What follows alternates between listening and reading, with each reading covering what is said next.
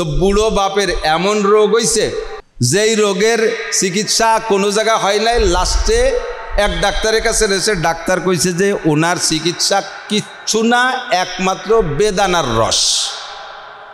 কিসের রস? ওরা কয় ভাই বেদানার রস। বেদানার রস কি হতে হবে? বেদানার রস চিপড়াইয়া তাই চামচি করে গরম করে খাওয়াতে। ওরা চার ভাই জীবনেও কোনোদিন বেদানা দেখে নাই, কোনো দিনও বেদানা চেনে না। এখন ডাক্তারে কইছে আর কোনো চিকিৎসা নাই, একমাত্র বেদানার রস। তো কইছে কোন জায়গা পাওয়া যায়? সে সময় লঞ্চ চলে, হুজুর যে সময় গল্প কইছে সেই সময় কথা কইছে। তো ওই তালার ঘাটেতে লঞ্চে উঠিয়ে, মানিকদের ঘাটেতে লঞ্চে উঠিয়ে যাবা, যাইয়ে দৌলতপুর ঘাটে নামবা। ঘাটে উঠিয়ে ঘাটেতে উপরে উঠিয়ে দেখবা যে দুই দাঁত দিয়ে এইভাবে সাজাইয়ে বেদানা ইত্যাদি ইত্যাদি ফল নিয়ে বসেছে, ওইতে কিনে আনবা, কেজি 80 টাকা। তো গেছে বাপের জন্য বেদানা কিনতে, যাইয়ে লঞ্চেতে নামিয়ে উঠিয়ে দেখে বিএল কলেজের যে রাস্তা, ওই দিক দিয়েও ফল নিয়ে বসার, এই দিক দিয়েও ফলের দোকান। তো ডাইন দিক না যাইয়ে বাম দিক ঢুকে গেছে বিএল কলেজের দিক, ওই দিক যে দেয় যে বস্তা ভরা বেদানা নিয়ে বসে রয়েছে চালতে। বস্তা ভরে চালতে নিয়ে বস্তার মুখ খুলে খুলে সাজায় ছুঁয়ে দিয়েছে চালতে। ও তো আর চেনে না, ও তো জানে, আর বলে দিয়েছে এরকম এরকম বেলের মতো এরকম এত বড় বড় হয়, এইগুলো বেদানা। আর অরিজিনালি বেদানা মানে কি? দানা নাই, তাহলে চালতে দানা আছে নাকি? আর আসলে যেটা বেদানা তা তো দানায় ভরা। আর ওই বাম দিক ঢুকে যাইয়া যেভাবে ওরে ডেফিনেশন বলে দিয়েছে সেইভাবে যে বলতে ভাই এ বেদানা কত হইলে, এমনি হলো 4 আনা কেজি। তো যখন ও যে কইছে বেদানা কত করে, তাহলে বেদানাও বসছে যে আর আন্তর্জাতিক খ্যাতি সম্পন্ন এক আবাল আইছে, এখানে একটু ব্যবসা করা যাবে। তো বলতেছে যে এমনি বেছে 4 আনা 1 কেজি, আর ওরে বলতেছে যে টাকায় 4 দিয়ে। ও কি কয়? উনি করলো যে 1 কেজি 80 টাকা, 1 টাকায় 4 দিয়ে 1 টাকায় দিয়ে 1 কেজি হবে, 1 টাকায় তো 4 দিয়ে 4 কেজি হবে। খুশিতে চিনতে হচ্ছে যে হয়তো ডাক্তার কোনো গোলবাজার থেকে কিনে খাইছে, এনে এসে সস্তা পেয়ে গেছে, ওই 1 বস্তা কিনে নিয়ে এসে 20 টাকা দিয়ে আই নিয়ে বাপরে বেদানা খাওয়ানোর জন্য বেদানার ওই চালতের খোসা একখান উঠইয়ে ভালো রে পাটায় সেইছিয়া রস বের করিয়া চামচি গরম রে খাওয়াই দিয়েছে। সেলেসা ঘাড় ঘাড় করে উঠিয়ে বাপ 10 মিনিটের মধ্যে শেষ। বইয়ের মধ্যে সেলেসা জমিয়ে রয়েছে, তাই যে সুপো টক খালি বারা সেলেসা বাড়ে না, 10 মিনিটের মধ্যে শেষ। এখন ওরাই নিজেরা গবেষণা, ডাক্তার ভুল বলতে পারে না, তবে হয়তো আমাদের পরিবেশনে ভুল হয়েছে, সিস্টেম আমাদের সেবন বিধিতে ত্রুটি হতে পারে। তো যাই হোক, ডাক্তারের নামের কিছু না করে টুয়ে এই বাপরে দাফন কাফন করে সব কিছু শেষ করে মাসখানিক পরে ওর বড় ভাইয়ের সেই রোগ হয়েছে। এখন আবার সারা দেশ ঘুরে ডাক্তার দেখায়, কোনো ডাক্তারে কোনো ফয়সালা না, ফিরে ওই ডাক্তার সেই ডাক্তারের কাছে নেছে। ডাক্তার কয় যে এ রোগ তোমাদের গোষ্ঠীর আরোকের হতে পারে, সোয়াইছে বাপ তো মরে গেছে, এটাও সেই একই রোগ, আর এর চিকিৎসা একমাত্র বেদানা ছাড়া হবে না। এখন অন্য ভাইরা বলতেছে বুড়ো বাপ মরছে বেদানা খাইয়ে, তাই বলে তাজা তো না ভাই বেদানা খায় মারতেছি না। তো ডাক্তার কয় কি কয়, বেদানায় মরলো, এ রোগ তো সারবে সেই বেদানায়, তোরা বেদানা খাইছ না? হ্যাঁ, বেদানা আমাকে মাথার তলে এখনও রয়েছে 40টা। ডাক্তার কয় দেই তোকে বেদানা, যাইয়ে দেয় যে চাইলতে।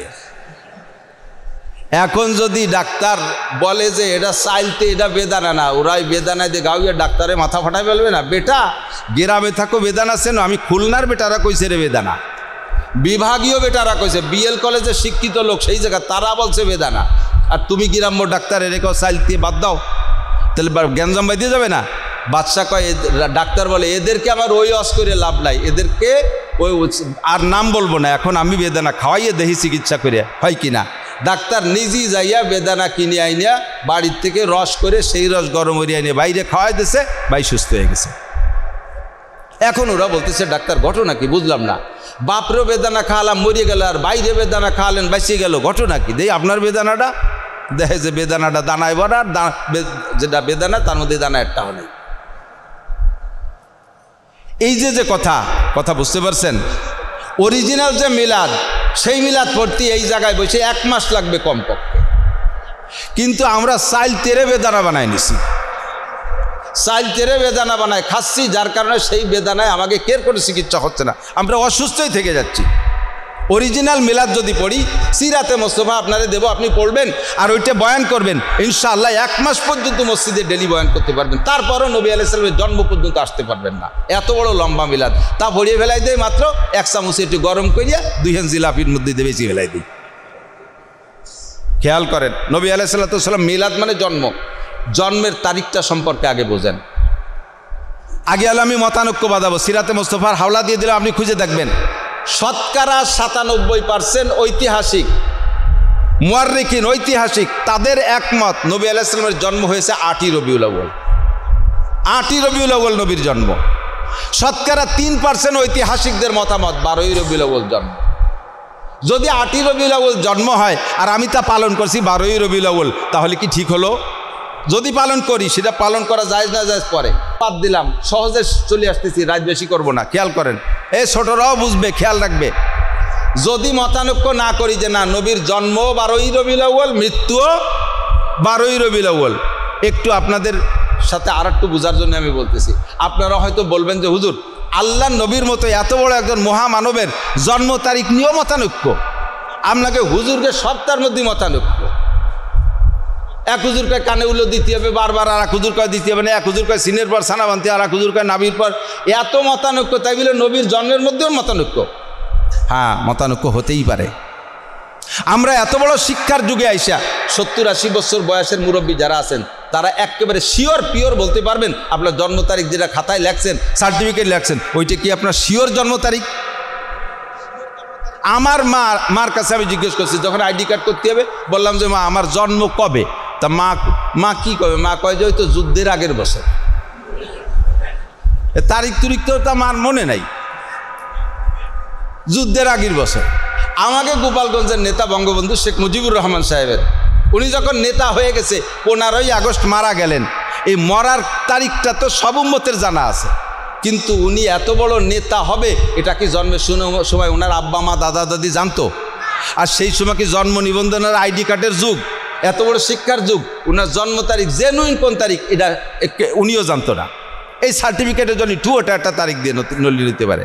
যখন উনি বড় নেতা হয়ে গেছে, এরপরে মরার পরে যাইয়ে, অথবা বড় নেতা হয়ে গেছে, এখন ওনার জন্মদিবস পালন করা লাগবে, কেক কাটা লাগবে, এটা আনন্দ করা লাগবে, এই উপলক্ষে জন্ম তারিখ খোঁজা শুরু হয়েছে। তা কিরা কবে? তা তো খাতা কলমে সহিভাবে লেখা নাই, চলে গেছে টুঙ্গিপাড়া যাইয়ে বুড়ো বুড়ো মুরব্বী যারা আছে যে জিজ্ঞেস করছে শেখ সাহেবের জন্ম তারিখ সময় ফরজান ধরে নেন, এইরকম আর কি। আমার আপনার সবার ব্যাপারে জিজ্ঞেস করছে যে শেখ সাহেবের জন্ম তারিখ কবে? এক বুড়ি কয় যে সেই সময় তো তেমন কেউ নেই, আমরা 2-3 জন আছি, আমার মনে আছে 40 সালে জ্বরের আগে। আর একজন কয় কলেরার বছরের পরের বছর। এই কলেরার বছর পরের বছর আর 40 সালে জ্বরের আগে 2-3 মিলে গিয়ে সে কয় তাহলে এই তারিখ কী হবে? তো এই যে 1400 বছর পরে এসে এত শিক্ষার যুগেও যদি আমার আপনার জন্ম তারিখ জেনুইনটা ঠিক না থাকে, বলতে না পারি, তাহলে সেই সময় এই হিসাব রাখছে কিনা? যখন বিশ্বনবী বড় নবী হয়ে গেছেন, তখন তার পিছনের ব্যাকগ্রাউন্ড খোঁজা শুরু করছে। খুঁজতে খুঁজতে যে দেখা গেল যে 570 খ্রিস্টাব্দে এপ্রিল মাস, তারিখ মিলে দেখে 97 জন ঐতিহাসিক এবং ভৌগোলিক বিজ্ঞানিক যারা আছে, তারা সেই সময় যারা ছিল হিসেব করে দেখে তাতে 8ই রবিউল আউয়াল হয়। এই হিসেবে নবীর জন্ম তারিখ 8ই রবিউল আউয়াল। ইসরায়েলরা, ইহুদিরা নবীর জন্ম তারিখকে বিকৃত করছে মুসলমানদের ভিতরে, ইসলামের ভিতরে ভেজাল সৃষ্টি করার জন্য। কিন্তু আমরা সেই 12ই রবিউল কে কবে কয়ে দিছে সেই তালে নাস্তি তালে আছে। বাহার হাল এদিকে আসেন, তারপরেও যদি ধরে নেই, খেয়াল করতেছেন তো আমি কি কইছি?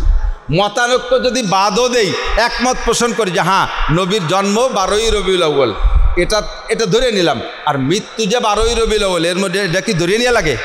এটা তো শিওর মৃত্যু 12ই রবিউল আউয়াল, এর মধ্যে কোনো সন্দেহ?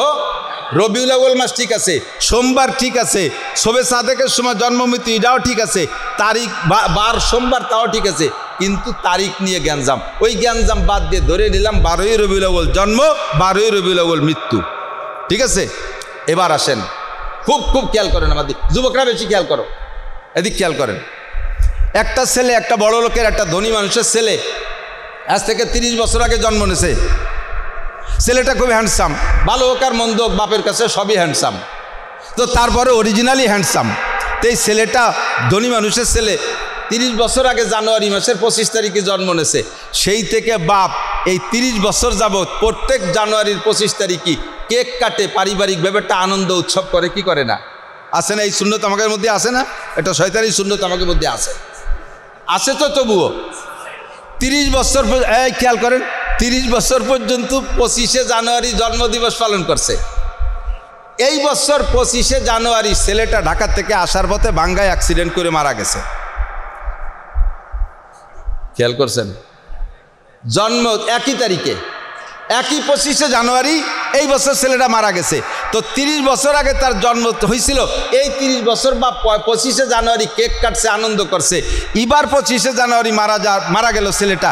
এখন থেকে বাপ যদি বেঁচে থাকে, কিছুকাল পরিবারের সদস্যরা বেঁচে থাকে, তাহলে এই 25শে জানুয়ারি কি দিবস পালন করবে?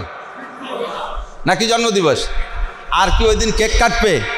তাহলে 12ই রবিউল আউয়াল 63 বছর আগে আমার নবী জন্ম নিয়েছে, জন্মদিবস যদি পালন করি 12ই রবিউল আউয়াল, তাহলে এই 63 বছর হতে পারে। নবীর জন্মে যেমন আমি আনন্দিত, নবীর জন্মে যেমন আমি ভাগ্যবান, নবীর জন্মে যেমন আমি খুশি, তার চাইতে 100 গুণ দুঃখিত, 100 গুণ শোকাক্রান্ত নবীর ইন্তেকালের কারণে। কাজী যদি জন্মদিবস পালন করি 12ই রবিউল আউয়াল, তা হবে 63 বছর পর্যন্ত। ওই 63 বছরের পরের থেকে আর কিয়ামত পর্যন্ত 12ই রবিউল আউয়াল এটা জন্মদিবসের ঈদ করা, এটা নবীর সাথে বেয়াদবি করা ছাড়া আর কিছুই না। এটা হবে শোক দিবস। এটা হবে কি দিবস? শোক দিবস। কথা বলুন ঠিক কি ঠিক? উল্টোই ফেলাইছে সব, উল্টোই ফেলাইছে সব। বড় দুঃখের বিষয়। আল্লাহু আকবার। আমার নবীকে আল্লাহ তাআলা অনেক কিছু দিয়ে সাজাই গুছাইয়া এই 12ই রবিউল আউয়াল মাসে পাঠিয়েছিলেন, আবার রবিউল আউয়াল মাসে নিয়ে গেছে। কাজেই এই মাসটা আমার জন্যে, নবীর আগমনের জন্য আমি আনন্দিত, আবার নবীর ইন্তেকালের জন্য আমি দুঃখিত। ঠিক কি ঠিক না? আমার এই 12ই রবিউল আউয়াল আনন্দের কিছু না, যশোর নাই, জুলুস নাই। 12ই রবিউল আউয়াল, এই রবিউল আউয়াল মাসে সম্ভবত 2-1 বার আমি উমরায়ও ছিলাম। মক্কাওয়ালারাও করে না, মদিনাওয়ালারাও করে না, সব চলিয়েছে মোহাব্বত, সব বাংলাদেশে চলিয়েছে। আসুসা পা দুয়া গিয়ে শোষে না, মুতে পারি নেয় না, দাড়ি কাটে, দাঁড়ায় মতে খাড়াই খায়, কিটে পায়খানা করে, এইগুলো আলোবাতি জ্বালাইয়া জিলাপি খাইয়ে লাফাইয়ে নবীর জ্বালায় পাগল হয়ে যাচ্ছে। নামাজের খবর নেই, না নামাজ হয় না, রোজা না, জাকাত না হয়, তো ফির খুশি কেস বাত क्या कोई जेड है ना जज? তুমি জজ না ব্যারিস্টার না ডিসি না ওসি না এমপি না মন্ত্রী, কিসের এত খুশি? নামাজ নাই, রোজা নাই, তুই আশেকে রসুলের দাবি করিস। নবী কয় তুই খালি আয় আমার দ্বারের কাছে। হ্যাঁ, হনুমানের মতো মোষ, বান্দরের মতো চুল, মুথা চাইছে চুলিয়ে, দাঁড়াইয়ে দাঁড়ায় পেশাব করিস, ফাঁসা বাইরনু প্যান্ট, তুই এবার আশেকে রসুল আবার জষ্ট জুলুস করিস। আমাদের ওগুলোতে দরকার নেই। আমরা বিশ্ব নবীর শানে শুধু রবিউল আউয়াল মাস না, সারা বছর আমাদের ইবাদত একই রকম হবে, নবীর শানে দুরুদ হবে। কথা বলুন ঠিক কি ঠিক না? নবীর আদর্শই আমার অর্জনীয়। এই নবী আলাইহিস সালামের গোটা জিন্দেগিকে 3 ভাগে বিভক্ত করা হয়। কয় ভাগে? 3 ভাগে। এক ভাগের নাম মিলাদ, এক ভাগের নাম কি? মিলাদ। আল্লাহ এদিক নবী আলাইহিস সালামের জন্ম, মাতৃগর্ভে যেদিন গিয়েছেন হুজুর, মাতৃগর্ভে যেদিন ঢুকছেন, প্রত্যেকটা মা, আমরা যারা মায়ের পেটে ছিলাম, আমাদের ঘরে স্ত্রী আছে, আমাদেরও বাচ্চা কাচ্চা হয়, আমরা জানি স্ত্রীদের খবর। মহিলারা গর্ভধারণ করার সাথে সাথে শুরুতে 2-3 মাস সব কিছুতে কেমন আষ্টে আষ্টে গন্ধ অনুভব করে, গোস্ত খাইতে পারে না, মাছ খাইতে পারে না, কেমন যেন একটা গন্ধ, বমি বমি ভাব, এরকমটা ভাব হয় না? আমার নবী মায়ের পেটে যাওয়ার পরে মা আমেনা আলাইহিস সালাম বা রাদিয়াল্লাহু তাআলা আনহার এই যে কয় মাস নবীর পেটে ছিলেন, একটা মিনিটের জন্য শারীরিকভাবে কোনো অশান্তি অনুভব করে নাই। হুজুরের যে নূরে নবুয়াত, ফাঁকে একটা কথা বলি, এই নূর এসে গেছে আর একটা কথা বলি, এদিকে দিক বিভিন্ন এলাকার লোক থাকতে পারেন, অনেক এলাকার মানুষ এরা নবীকে কয় নূরের তৈরি, এরকম একটা কথা শুনছেন না? আর আমরা বলি মাটির তৈরি। কিসের তৈরি? আমরা মাটির তৈরি কই আমাকে পক্ষ থেকে না, আল্লাহ নিজে শিখিয়ে দিয়েছে। আল্লাহ লাকাদ জাআকুম রাসূলুম মিন আনফুসিকুম, তোমাদের মধ্য থেকে একজনকে তোমাদের জন্য রসুল বানাইছি। তোমাদের মধ্য থেকে কে বলছে? তা আমাদের মধ্য থেকে যদি বানায়, তাহলে আমরাও যা নবীও চাই। আমরা তো সবাই নূরের তৈরি। আরে হ্যাঁ, আমার নূরের তৈরি। কিসের তৈরি? তাহলে আমাদের মতো, আমাদের মধ্য থেকেই যদি হয়, তাহলে নবীও কিসের তৈরি? এরপরে নবীকে আল্লাহ বলেন কুল ইন্নামা আনা বাশারুম মিথলুকুম। বাশার বলে মিন বাশিরিল আরদ, জমিনের উপরে ভাগ দিয়ে যারে বানায়। হ্যাঁ, বাশার মানে মাটির চামড়া। এই মাটির উপরই ভাগ দিয়ে যাকে তৈরি করা হয় তাকে বাশার বলে। কুল ইন্নামা আনা বাশারুম মিথলুকুম। হুজুর বলেন তুমি উম্মতরে বলে দাও আমি তোমাদের মতোই মাটির মানুষ, তোমাদের মতোই মাটির মানুষ। পার্থক্য কি? আবার একটু খেয়াল করেন, আর একটু খেয়াল, একই মাটির মানুষের মধ্যে পার্থক্য হতে পারে কি পারে না? আমাদের তৎকালীন প্রধানমন্ত্রী শেখ হাসিনা, ওই টুঙ্গিপাড়াকে আরও হাসিনা নাই? হাসিনার নাম হলেই যদি যে কয় যে আমি টুঙ্গিপাড়া বাড়ি, আমার নাম হাসিনা, তুমি সরি বলছো আমার সংসদে বসতি দাও, তাহলে জুতোর বাড়ির অভাব হবে? একই মজিবার কত আছে না, একই জিয়া কত আছে না? সব জিয়া কি একদরে বিক্রি হয়? সব ইরশাদ একদমে বিক্রি হয়? সব শামসুল হক, সদস্যও শামসুল হক, আর আমাকে এলাকায় কত শামসুল হক আছে যে মানে বিড়ির ভাষায় দিয়ে বিড়ি ধরায়, নিজের ভাষায় দিয়ে ওটা ধরায়। এরকম আসুসা শামসুল হক আছে না নাই? আছে না? পার্থক্য কোন জায়গা? শামসুল হকের মধ্যে যে জিনিস আছে এই শামসুল হকের মধ্যে তাই নাই, শেখ হাসিনার মধ্যে যা আছে এই হাসিনার মধ্যে তাই নাই, শেখ সাহেবের মধ্যে যা আছে এই শেখের মধ্যে তা নাই। এরকম বহুত শেখ তো হতে গড়িয়ে রয়েছে, ঠিক না? তা আমার নবী কালাম মাটি দিয়ে বানাইছে, তার ভিতরে আল্লাহ আলাদা একটা ফোকাস দিয়েছে। এদিক তাকান, পানির গিলাস কি দিয়ে বানায়? পানির গিলাস কি দিয়ে বানায়? কাঁচ দিয়ে, তাই না? পানির গিলাস কাঁচ দিয়ে বানায়। আর এই যে কারেন্টের যে বাল্বগুলো, ওগুলো কি দিয়ে বানায়? প্লাস্টিকও হচ্ছে ইদানিং, মূল তো কাঁচের, তাই না? তো এই কাঁচের এই লাইটটার বডি কি দিয়ে বানানো? কাঁচ দিয়ে না? কারেন্টের লাইটের বডি কি দিয়ে বানানো? কিন্তু ওরে কি কয় যে বাজারের থেকে 20 টাকা দামের একটা কাঁচ কিনে নিয়ে আসিস। আপনাকে ঘরে লাইট কেটে গেছে, ছেলেরে কি বলেন যে বাজারের থেকে 25 টাকা দামের একটা 100 পাওয়ারের কাঁচ কিনে নিয়ে আসিস, কি কয়? তা লাইট মানে তো আলো, বলবে কি যে 100 পাওয়ারের আলো কিনে নিয়ে আসিস, তা কি কয়? লাইট কয়। বাল্ব বলে লাইট বলে, বাল্বরে কি কয়? লাইট বলে না? তা লাইট মানে তো আলো, কিন্তু লাইটটা বডি কিসের? কাঁচের, বডি কাঁচের। তা কাঁচের লাইটের বডিটা কাঁচের, ভিতরে লাইট, ভিতরে লাইটের কারণে কাঁচের বডির নাম হয়ে গেছে লাইট। সেম মুহাম্মদুর রাসূলুল্লাহ মাটির মানুষ, তার ভিতরে নূরে নবুয়ত ঢুকার কারণে সে নূরের নবী হয়ে গেছে। কিন্তু বডি কিসের? বডি কিসের? মাটির। বাকি নবীকে যদি আমি মাটির মানুষ বলি, আর একটা জিনিস বুঝে নেন, কষ্ট হচ্ছে? একেবারে অপ্রয়োজনীয় কথা বলতেছি নাকি? এটা আকীদার সাথে জড়িত, এটা বিশ্বাসের সাথে সম্পর্ক। মনে রাখবেন, নূর একমাত্র কে? আল্লাহ। আর নূরের তৈরি ফেরেশতা, নূরের তৈরি ফেরেশতা, আর নূর স্বয়ং নূর আল্লাহ, নূরের তৈরি ফেরেশতা। এই আকীদা, এটা ইমানের অঙ্গ, এটা ঠিক রাখবেন। নবীকে যদি বলেন নূর বা নূরের অংশ, নূরের তৈরি, তাহলে আপনি মুশরিক হয়ে যাবেন। আপনি নবীর প্রশংসা করলেন না, নবীকে আপনি খাটো করলেন, আরও নিজের ঐতিহ্যকে নষ্ট করলেন, নিজেদের দাম কমাইলেন। খেয়াল করেন, খেয়াল করতেছেন? তৎকালীন প্রধানমন্ত্রী আমাদের গোপালগঞ্জের মেয়ে শেখ হাসিনা, তাই না? আমরা বলতাম প্রধানমন্ত্রীর বাড়ি কোথায়? কোথায়? গোপালগঞ্জ। এই বলতাম না? এ বললে আমাদের লাভ আছে, বললে আমাদের মূলত মেয়েদেরকে বিয়ে দেওয়ার পরে তার পরিচয়টা কোন জায়গার সাথে হয়? শ্বশুরবাড়ির সাথে হয় না? শ্বশুরবাড়ির সাথে। তাহলে প্রধানমন্ত্রীর আমরা বিয়ে দিয়েছিলাম কোন জায়গা? রংপুর না? রংপুরে আগের কাছ থেকে কাইড়ি আমরা গোপালগঞ্জ নিয়ে আইছি আমাদের ব্যক্তি স্বার্থের জন্য।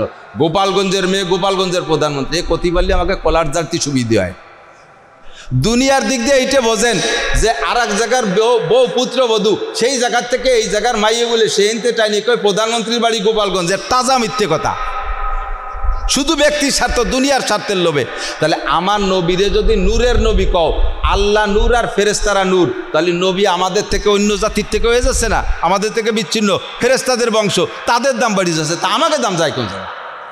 যদি টানি টুনে নবীরে দলিল দিয়ে মাটির নবী বানাইতে পারি, মাটির মানুষ প্রমাণ করতে পারি, তাহলে আমরা মাটির জাতি, আমাদের দাম বেড়ে যাবে। কথা কোন ঠিক না?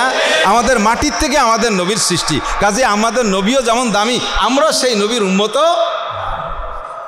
ঠিক না? নবী আলাইহিস সালাতু ওয়াস সালামের চেহারা, বংশটা চলে আসছে কিভাবে? মৌলানা মাকসুদ সাহেব বলেছেন, আমি শুনছি কিছুক্ষণ। মুত্তালেব, আব্দুল মুত্তালেব। হুজুরের দাদার নাম কি? আসলে আব্দুল মুত্তালেব না, হুজুরের দাদার মূল নাম হলো সাইবাতুল হামদ। সাইবাতুল হামদ। হুজুরের বাপের দাদার নাম হাশেম। এখান থেকে 4 কুরসি আমরা মুখস্থ রাখি। হাশেমের পুত্র সাইবাতুল হামদ, সাইবাতুল হামদ। আর সাইবাতুল হামদ হাশেমের ছেলে, তার ছেলে আব্দুল্লাহ, আর তার ছেলে মুহাম্মাদুর রাসূলুল্লাহ। তা আব্দুল মুত্তালেব বলে কেন? কয় ওই হাশেমের আর এক ছেলের নাম মুত্তালেব, হাশেমের আর এক ছেলের নাম মুত্তালেব। এই মুত্তালেবরা যে কয় ভাই, তার ভিতরে এক ভাই হলো সাইবাতুল হামদ। এই সাইবাতুল হামদ জন্ম নিয়েছিল মদিনায়, উনি উনার মায়ের একমাত্র সন্তান। হাশেম মদিনায় যখন গেছে, মদিনায় যাওয়ার পরে ওখানে একটা বড় সম্ভ্রান্ত পরিবারের একটা মেয়ে ওনার সাথে বিধবা ছিল, ওই মেয়েটা বড় জমিদারের মেয়ে, এই মেয়েটা হাশেমের সাথে বিয়ে দিয়েছে। বিয়ে দেওয়ার পরে কয়েকদিন ওখানে ঘর সংসার করার পরে উনি গর্ভবতী হয়ে গেছেন। বাচ্চাটা ডেলিভারির আগে ওই কয়েকদিনের ভিতরে হাশেম ওখানে মারা গেছেন। মারা যাওয়ার পরে এবার সাইবাতুল হামদ জন্ম নিয়েছে মদিনায়। মদিনায় জন্ম নেওয়ার পরে সাইবাতুল হামদের চাচা মুত্তালেব ইনি মক্কিত, হাশেমের বাড়ি মক্কায়, সেখানে আগের স্ত্রীর সন্তান হলো মুত্তালেব। এই মুত্তালেব খবর পাইছে যে আমার আর একটা ভাই জন্ম নিয়েছে অমুক জায়গায়, সৎ ভাই, তো বাইরে আমি নিয়ে আসবো। বাইরে আনতে গেছে ঘোড়ার পিঠে, উটের পিঠে করে। তো উটের পিঠে করে রওনা দিয়ে যখন আনতেছে, এমনি ছোট মানুষ, আরও ও জায়গাতে ওনার মাও মারা গেছে, কয়দিন পর ওনার মাও মারা গেছে, এখন ওনাকে নিয়ে আসতে হবে। তো নিয়ে আসার ভিতর দিয়ে যেই পোশাকে আসতেছে, ধুলোবালির ভিতর দিয়ে আসতে আসতে একেবারেই ময়লা টয়লা হয়ে গেছে, কিন্তু চেহারা তো নুরানি চেহারা। এই চেহারার ভিতর দিয়ে আল্লাহ নবীর জন্ম হবে, তো এদিন হাশেম থেকে নূরে নবুয়তি দুনিয়া প্রকাশ পাওয়া শুরু হয়ে গেছে। হাশেমের থেকে সাইবাতুল হামদের ভিতরে এবার সাইবাতুল হামদের এই নুরানি চেহারাটাই তাই ধুলোবালিতে একেবারে মসৃণ মলিন হয়ে গেছে। তো মক্কায় যখন ঢুকছে তখন মানুষে জিজ্ঞেস করতেছে, মক্কায় যখন ঢুকছে, এই মুত্তালিব পিছনে কেড়ে, তো বলতেছে আমার গুলাম, আমার শতালু ভাই, আপন মানে বাপের সন্তান, আমার সৎ ভাই তা না কে কয়েক আমার গুলাম। তখন ওনার একটু মন খারাপ, কারণ গুলাম কইছে কেন, পোশাক আশাক ভালো না। মুত্তালেবের বংশের ছেলে মুত্তালেবের ভাই হোক আর ছেলে হোক, তার চেহারা এরকম হতেই পারে, গুলামের চেহারা, এই জন্য উনি বলছেন গোলাম। তো গোলামরে আরবিতে কয় আব্দ, গোলামরে কি কয় আব্দ। আর এই গোলাম পরিচয় দিয়েছে কে, মুত্তালেব, এই জন্য আরবিতে কয় আব্দুল মুত্তালেব, তার মানে মুত্তালেবের গোলাম। এই সাইবাতুল হামদ হুজুরের দাদা আব্দুল মুত্তালেব, এইভাবে তারা আব্দুল মুত্তালেব বলে। মূলত নাম হলো সাইবাতুল, আমি কি বুঝতে পারছি নি, কে বুঝতে জানি না, এই জন্যে তার নাম হলো আব্দুল মুত্তালেব। আসলে মুত্তালেব আলাদা একজন, হুজুরের দাদার নাম মুত্তালেব না, হুজুরের দাদার আব্দুল মুত্তালেব সাইবাতুল হামদ। এই আব্দুল মুত্তালেবের 10টা ছেলে, একটা ছেলে হয়তো বলছে মনে হয় মাকসুদ সাহেব, এক ছেলে। এরপরে উনি দোয়া করছে, আল্লাহ যদি আমারে 10টা ছেলে দাও তাহলে আমি একটা ছেলে তোমার রাস্তায় কুরবানি দেবো। আল্লাহ পট করে 10টা ছেলে দিয়ে দিছে। এখন একটা কুরবানি দিতে হবে, সেটা কোনটারে দেবে, এখন 10টার মধ্যে কোনটারে দেবে? তো লটারি টানছে, লটারিতে আবদুল্লাহর নাম আসছে, হুজুরের আব্বা, হুজুরের বাপ আবদুল্লাহ। এখন আবদুল্লাহর চেহারা আবার 10টার মধ্যে সবচাইতে ভালো, এবং এই সাইবাতুল হামদের আব্দুল মুত্তালেবের অত্যন্ত প্রিয়। এখন কি করবে, জবাই দেবে কিভাবে? হয়ে গেছে। তো আব্দুল মুত্তালেবের আবদুল্লাহরে জবাই দেবে কিভাবে, এটা তো কলিজায় মানায় না। তো তারপরও লটারিতে যেহেতু এসে গেছে আর মান্নত করছে, মান্নত পুরো করতে হবে, জবাই দেওয়ার জন্য নিয়ে চলছে। তো আব্দুল মুত্তালেব, এটা কি বলা হয়, আবদুল্লাহর বোন, আব্দুল মুত্তালেবের মেয়ে একজন, সে কান্নাকাটি করতেছে, আব্বা তুমি আমার বাইরে মাইরো না, আব্বা তুমি আমার আব্বার বাইরে জবাই করে না। এখন উনারও মায়া লাগতেছে, তা বলতেছে যে আব্বা তুমি এরে মারার আগে, জবাই করার আগে একটুই করো, লটারি করো। কিসের ভিতরে? 10টা উট আর ভাইয়ের ভিতরে লটারি করো, দেখো কার নাম আসে। তো 10টা উট আর ভাইয়ের ভিতরে লটারি করছে, প্রত্যেকবারই আবদুল্লাহর নাম আসে। এখন যাওয়া কোন জায়গা? এই করতে 10টা করে বাড়ায়, আবার 10টা বাড়ায়, 90টা। পরে যখন 100টার নাম, 100টা দিয়ে মান্নত করছে, তখন 100টা উট আসছে, আবদুল্লাহ জান বেঁচে গেছে। এই আবদুল্লাহ থেকে পরবর্তীতে লম্বা কিস্সা, সময় হয়ে গেছে, 5 মিনিট বলছিল, তাও শেষ। বাকিটুক থাক, আল্লাহ যদি বাঁচায় রাখে সামনেবার হবে ইনশাআল্লাহ। সেখান থেকে আমাদের নবী, এরপরে নবীর আদর্শের ভিতরে জন্ম তো রয়েই গেল, তারপরে রয়েছে আখলাক, তারপরে রয়েছে সিরাত। ইনশাআল্লাহ নবীর সিরাত আর আখলাক সংক্রান্ত পরবর্তীতে আলোচনায় যদি আল্লাহ বাঁচায় রাখে শুনবো, শিখবো। যতটুক ফাঁকে এসে গেছে ততটুকের পর আমল করা যাবে তো ইনশাআল্লাহ। হাসরের মাঠে আল্লাহ তাআলা, নবী নিজেই বলেন, আমার উম্মতের সুফয়সালা হওয়ার আগে আল্লাহ তাআলা ইব্রাহিম আলাইহিস সালামের সাথেও কথা বলবে না। আমার উম্মতের পাইছো আড়াই নিয়ে বাড়াই নিয়ে আগাই নিয়ে ফেলাই নিয়ে পুনা কাটা যেখানে যা আছে না কেন, এর কোনো একটার ফয়সালা বাকি থাকতে আল্লাহ তাআলা ইব্রাহিম আলাইহিস সালামের সাথে কথা বলবে না, আদম আলাইহিস সালামের সাথে কথা বলবে না, কোনো মুসা ঈসার সাথে কথা বলবে না। আমার উম্মতকে আল্লাহ তাআলা ময়দানে মাশারে আমার ওসিলায় আলাদা মর্যাদা দিয়া এদের উত্তম ফয়সালা করার পরে তারপর অন্য নবীদের সাথে কথা বলবেন। বলেন না সুবহানাল্লাহ। তাহলে আপনি এত বড় নবীর উম্মত হওয়ার পর বেজার না খুশি? শুধু খুশি থাকলেই হবে না, তার সাথে কিছু মিলও থাকতে হবে। তামুতুনা কামা তাহিয়াউন, একটু ভাগ্যে ওয়াজ করে যাই। তামুতুনা কামা তাহিয়াউন অতঃসারুনা কামা তামুতুন। আপনার দুনিয়ার জীবনযাপন যেমন হবে আপনি কিন্তু এই রূপেই মরবেন। একটা লোক দাড়ি চাষা আছে, দাড়ি চাষা, প্যান্ট পরা, রাস্তাঘাটে অ্যাক্সিডেন্ট করে পড়ে মরে গেল। ওই লোকটা দাড়ি চাষে কিন্তু দাড়িরে খুব মোহাব্বত করে, রাখবে রাখবে ভাব, কিন্তু এই ভাবতে ভাবতে হঠাৎ করে অ্যাক্সিডেন্ট করে মরে গেছে। তো এই বাবার কারণে কি মরার সাথে সাথে তার মুহি এক মুঠ দাড়ি হয়ে যাবে? তাহলে জীবনযাপন যেমন ছিল মরণটা সেরকম হলো না? অহুদুর বলে তো সারুনা কামা তামুতুন, তুমি যেমন মরছো হাসরের মাঠে তুমি এভাবেই উঠবা। তুমি যদি দুনিয়ায় টুপি পরা অবস্থায় জীবনযাপন করো, এই সুন্নতি টুপির সাথে তোমার মরণ হবে। দাড়ি মুখে জীবনযাপন, দাড়ি সহ মরণ হবে। জুব্বা সহ জীবনযাপন, জুব্বা সহ তোমার মরণ হবে। সুন্নতের পাবন্দি সহ জীবনযাপন, সুন্নতের পাবন্দির ভিতর দিয়ে মরণ হবে। অত সারুনা কামা তামুতুন, হাসরের মাঠে তুমি এই চেহারায় উঠবা। আর তোমার চেহারা দেখে বিশ্বনবী চিনে ফেলাবে, বলে না সুবহানাল্লাহ। হুজুর বলেন ইন্না উম্মতি ইউদাউনা ইয়াউমাল কিয়ামা, ইন্না উম্মতি ইউদাউনা ইয়াউমাল কিয়ামা গুররাম মুহাজ্জালিনা মিন আথারিল ওযু। লক্ষ লক্ষ কোটি কোটি মানুষ তো সেখানে বসা। এই সামান্য একটু ইজতেমার মাঠে যান, ইজতেমায় যান তো গেছেন না? কেউ কেউ ইজতেমায় গেছেন, হজে গেছেন, উমরায় গেছেন।